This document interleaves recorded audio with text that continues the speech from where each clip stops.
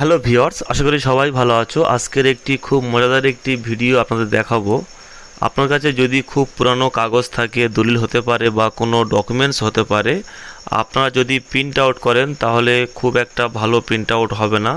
আমার কাছে দেখতে পাচ্ছেন, এই যে ডান দিকে আপনারা দেখতে পাচ্ছেন, এটি একটি পুরানো একটি কাগজ।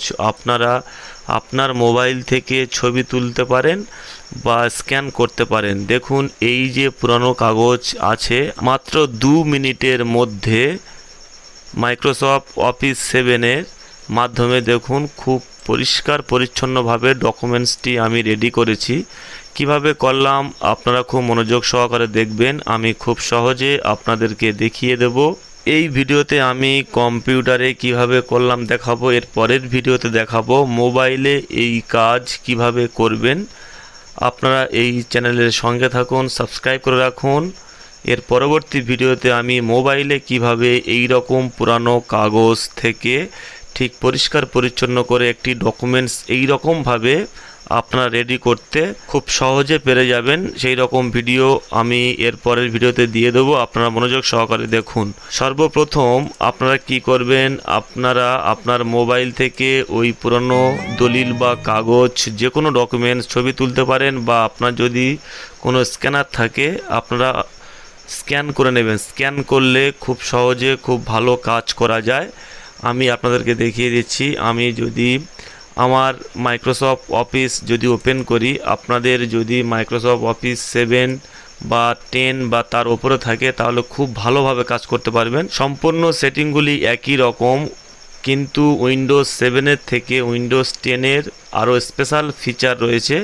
আপনারা উইন্ডোজ 10 এবং উইন্ডোজ 7 একই রকম সেটিং আমি যেভাবে দেখাবো ওইভাবে উইন্ডোজ 10 বা তার উপরে যদি ভার্সান থাকে সেমভাবে কাজ করবেন, আরও ভালো অপশান পাবেন।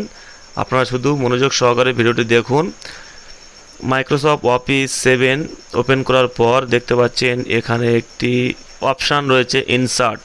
জাস্ট এখানে একবার ক্লিক করবেন। এখানে ক্লিক করার পরে দেখুন পিকচারে ক্লিক করবেন। আপনি আপনার কম্পিউটারে যেখানে ছবিটি রেখেছেন সেখান থেকে ওই ছবিটি আপনাকে নিতে হবে। আমি এখান থেকে ছবিটি নিয়ে নিলাম।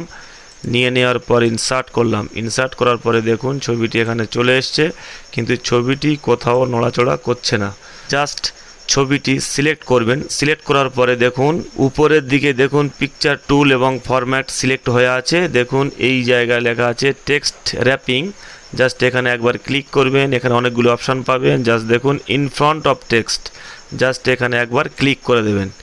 এখানে ক্লিক করার পরে দেখতে পাচ্ছেন এই ছবিটি আপনি আপনার প্রয়োজন মতো যেখানে খুশি আপনি রাখতে পারবেন।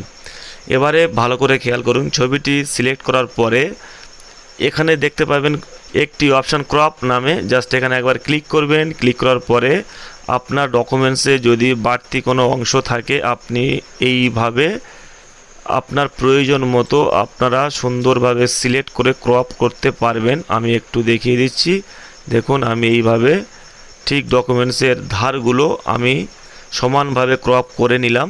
নেওয়ার পরে দেখুন আমার কাজ হয়ে গিয়েছে। এই ফরম্যাট অপশানেই থাকবে, আপনি উইন্ডোজ 10 ব্যবহার করলেও আপনি এই ফরম্যাট অপশানেই থাকবে। জাস্ট ছবিটিকে আপনি সিলেক্ট করে রাখবেন। নেওয়ার পরে দেখুন এখানে picture shape, picture border, picture effect, তার নিচে ঠিক এই অংশে একটি অপশান রয়েছে। জাস্ট এখানে একবার যদি ক্লিক করেন একটি ডায়লগ বক্স আপনাদের সামনে ওপেন হয়ে যাবে।